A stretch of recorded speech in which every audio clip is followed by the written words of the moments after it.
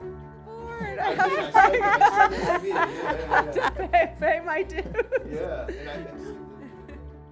I'm Patty Ferguson Bonney. I'm from the Pointe-a-Shannon Indian Tribe, and I teach at ASU Law School. So my name's Denton Robinson, member of the Navajo Nation, legal practitioner here in the Valley, do all Indian law work, represent a number of tribes and tribal businesses across the state of Arizona. My name is Linda Benally. I am a Navajo citizen, originally from the Shiprock, New Mexico area, and have been in the Valley for many, many years. I work as corporate in-house counsel with Pinnacle West Capital Corporation and have been doing that in my entire career.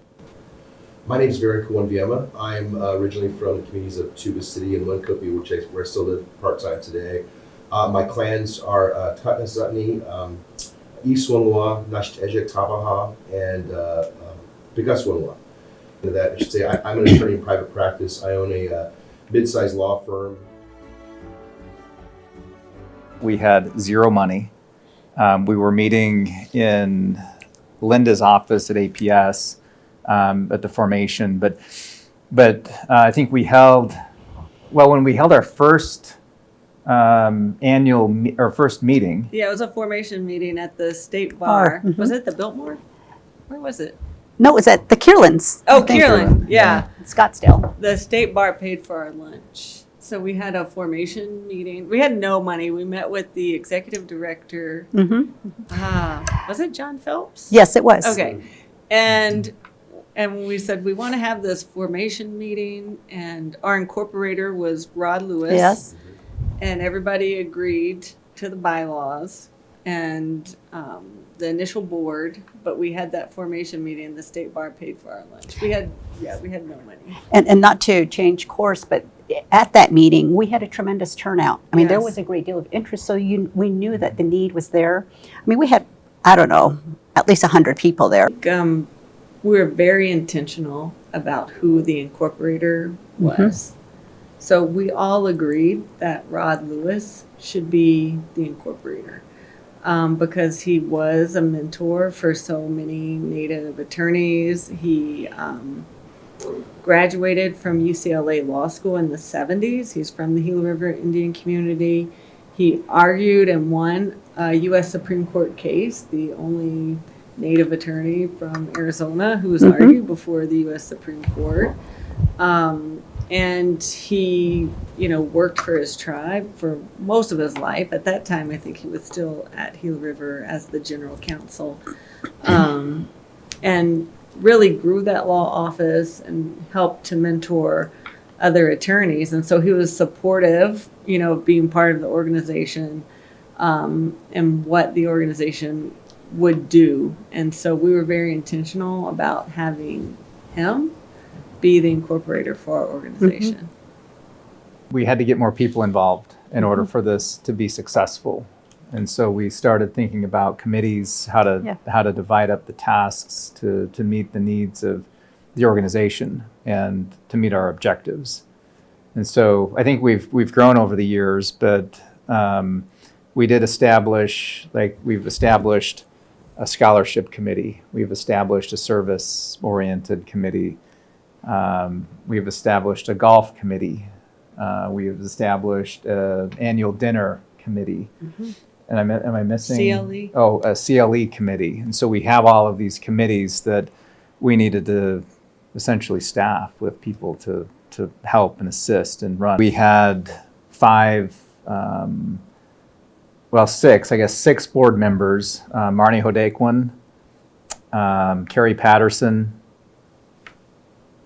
Patty Ferguson, Linda Benally, myself, is that five? And Rod Lewis. And Rod Lewis. Those were the initial individuals that were listed on the incorporation documents. We held meetings at various locations. The most notable for me was at Linda's office at APS. I remember going to her office and having those meetings there. February of 2007 is when I recall we did the reception honoring the formation and the launch of NABA-AZ. So it was about a year earlier, around January, February of 2006, is when we were having a lot of the planning meetings, discussing what we wanted it to look like, what is the energy level around the formation, is there a need, and what would the structure look like. So we had a lot of preliminary meetings prior to incorporation. Spent a lot of time discussing our logo as well. That's right. And the colors. It's a beautiful logo. It's a great logo. Yeah, it's a great logo. Being lawyers, I think at the time, right when the image was created, we entered into an agreement with the person who created the piece for us. I mean, we were having even discussions at that level of, do we need to have the agreement, and what should it say? What rights do we want to have to it? Because we knew that it would be a sustainable, long-lasting organization, and we wanted to have a symbol, a logo that really represented who we are and what we believed it would be in the future. During that time, we also thought about what do we want to do Yes. as an organization. Well, we know we want to have some educational opportunities. So if there's a case that's decided that we're going to have a CLE, or what is going to be important to our members. One is to have something to raise the visibility of Native attorneys, and also to provide a support network. So that's very important. And then also support Native law students.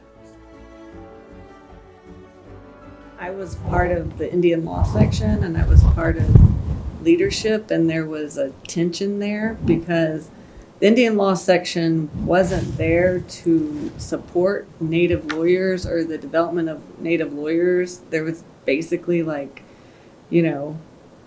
maybe one event or a couple of events a year, CLEs, which a lot of Native people participated in, but the section isn't there even just to support the development of Indian law or tribal law. It could be within the section, you could have people who are anti-sovereignty, not supportive of tribes because it's a practice of Indian law. And so we needed a space where there could be support for Indian law and pro-sovereignty, pro-tribe. And two, we needed a space that wasn't just focused on Indian law, but was focused on supporting the development of Native attorneys, no matter what area of practice they were in. 7 generations dinner, I think is how we characterized it. And that was a time to recognize legal scholars here in the Arizona community who have made contributions to their tribal communities, whether it be in the area of Indian law or, as Varen mentioned, nonprofit board service and helping Native communities in Arizona. So, that event still continues today. We do it in September, October of every year, and it's now, an event that people look forward to, I believe. And then we also have fundraising that we do, that we started way back in the day, and that also continues. And it's really to provide scholarship opportunities for Native American law students who are going to be attending one of the Arizona law schools. The scholarship program definitely has grown over the years to where now I think we still try to provide scholarships to individuals who at least make the effort to apply, that we'll give them something. Mm-hmm. They may not get the full big scholarship, but I think I don't. This year, how many did we give out? This year we had 3 $5,000 scholarships, and then we had a number of $1,000 scholarships. So I don't know if it was like $20,000 or $22,000 worth of scholarships, but yeah. But I think we had 3 that were $5,000.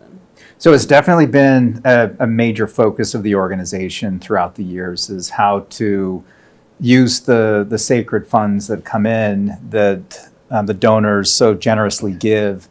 And I can tell you from serving as the treasurer for a long time, many years, Lifetime treasure. we were always very cautious, and we took care of that money, and we would talk about the funds every meeting. Where are we at? How much do we have to spend? How much do you think we can allocate to scholarships or to just budgeting purposes? But I think the scholarship program, I think for me, has been probably the pinnacle accomplishment, because I couldn't even tell you how many law students, Native law students, that this organization has helped get through law school. But I would probably say it's hundreds. At least, yeah. Yeah. And I think the other really important element of that is the return on the investment. So we have students that we have provided scholarships to, but because it's such a small Native American legal community, we can track those students just by recognition, if you will. And we know that the funds that they have received, they've matriculated through law school, they've graduated, they've entered the legal profession. So we know that NABA-AZ is contributing to their successful launch as they're making their way into the legal profession. We formed the Arizona Native Vote Election Protection Project, which is a service project for the Native American Bar Association. So every cycle we have Native attorneys, NABA-AZ attorneys, who are volunteering, going out to Indian country on election day and assisting voters. We regularly support judge appointments if we feel a judge is supportive of our Indigenous communities. We've also advocated a lot of on behalf of a lot of other groups, and so that's really it's growth. It's growth to continue to expand the field that we've been expanding in, to get more people involved in it, and we're starting to see that now. Native people have the smallest percentage of lawyers in the United States. And I don't remember the number in Arizona, but Natives didn't really start attending law school until around the 1970s. Mm-hmm. So we are behind with regards to establishing a place in the profession. And once there are people in the profession, that's how other people start entering the profession, because you have mentors or you see other Native people and you're like, oh, I can do that. And so that's been a challenge for Native communities, because the only time they've really seen things dealing with the law has been in a negative sense. So that's why it's really important to develop a pathway and a pipeline for the next generation of lawyers. That's part of what we're doing here, and a part of what this whole organization is about, is providing that hope for the future as well for all those young kids that are struggling, and that they don't have to see that struggle being the outcome of their life.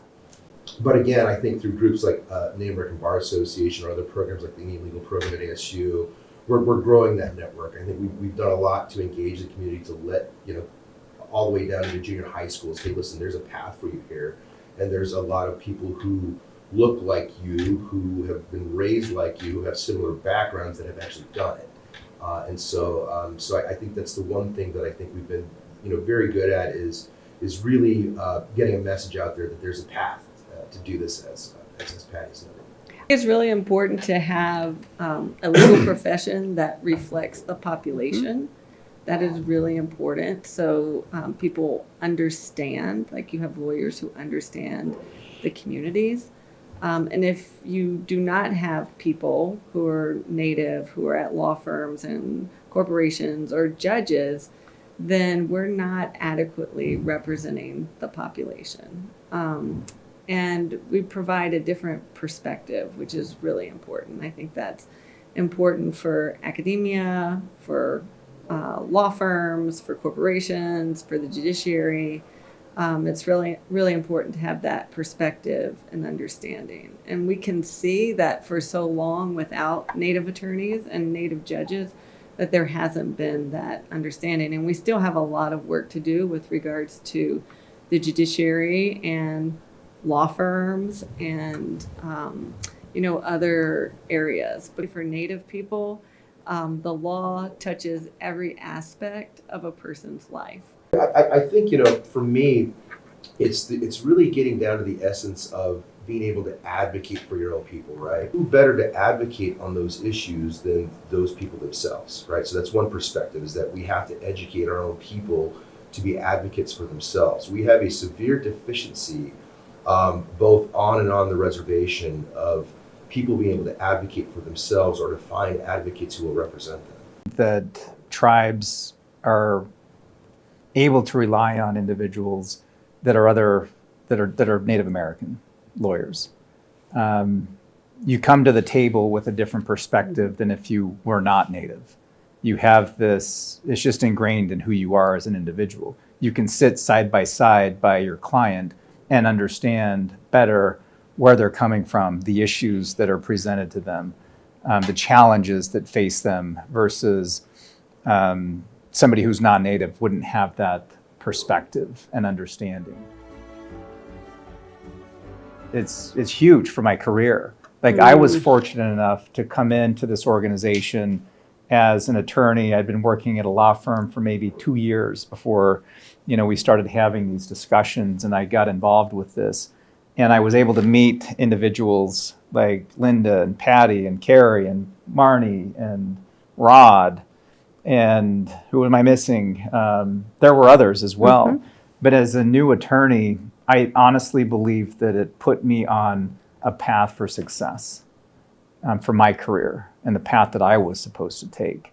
Without having Carrie mentor me, without having Patty's friendship throughout the years as well, it has just put me on a path to put me in a position where I can do what I really love to do, and that is work with tribes and fight for tribes and make sure they're protected. And I find joy in that every day of my life. Like I can't say enough about what NABA-AZ has done for me in my career and my life, really. I can't imagine where I would be if we hadn't have come together and created this organization.